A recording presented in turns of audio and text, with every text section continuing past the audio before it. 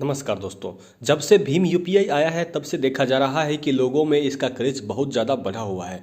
आपको पता ही होगा कि इस तरह से भीम यूपीआई ने सभी ऑनलाइन पेमेंट एप्लीकेशन को एक प्लेटफॉर्म पर कर दिया है, जिससे जब भी आप किसी भी एप्लीकेशन से पेमेंट करते हैं तो यह बैंक टू बैंक ट्रांसफ़र होता है।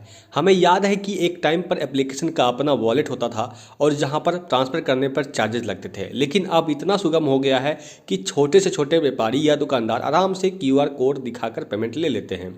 आपको बता दें कि भीम यूपीआई के लॉन्च होने के शुरुआत से अब तक 38.3 लाख करोड़ रुपए का ट्रांजैक्शन हो चुका है, क्योंकि भारत के लोग यूपीआई फ्रेंडली हो गए हैं।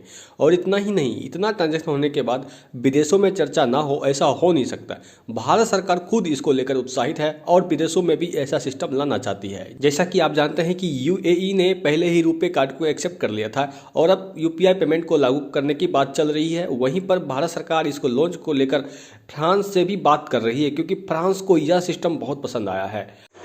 यूनिफाइड पेमेंट इंटरफेस एक ऐसा रेजिलिएंट और मजबूत पेमेंट इंटरफेस है कि उससे आज देखो केवल एक महीने में 5-5.5 बिलियन ट्रांजैक्शंस, तो सारी दुनिया आज इसको देख रही है। तो आज फ्रांस की जो पेमेंट सर्विसेज प्रोवाइड करती है उस कंपनी के साथ एमओयू हुआ है।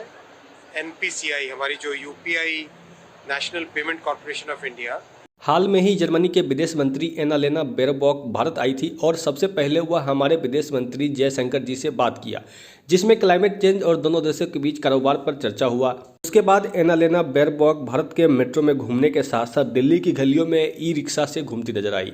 इस मुलाकात में सबसे अहम बात यह रही कि जर्मनी और भारत के स्टूडेंट्स एक दूसरे के देश में पढ़ने आया करेंगे। और दूसरी खास बात यह रही कि जब वो चांदनी चौक पर शॉपिंग किया, जहां पर उसने पेटीएम से दुकानदार को यूपीआई पेमेंट किया, और इस यूपीआई पेमेंट के साथ वह बहुत उत्साहित नजर आई, क्योंकि जर्मनी भी भारत की यूपीआई पेमेंट की पब्लिसिटी और स्मूथ इंटरफेस को देखते हुए अपने यहाँ सिस्टम लाना चाहती है। ऐसे में वह दिन दूर नहीं जब भारत का यूपीआई पेमेंट विकसित देशों में भी उपयोग किए जाने लगेंगे। ऐसे में दोस्तों, आपको क्या लगता है, यूपीआई पेमेंट ने ट्रांजैक्शन के तरीके को कितना बदला है, और आप यूपीआई पेमेंट से क्या क्या उम्मीदें करते हैं, कमेंट करके बताएं।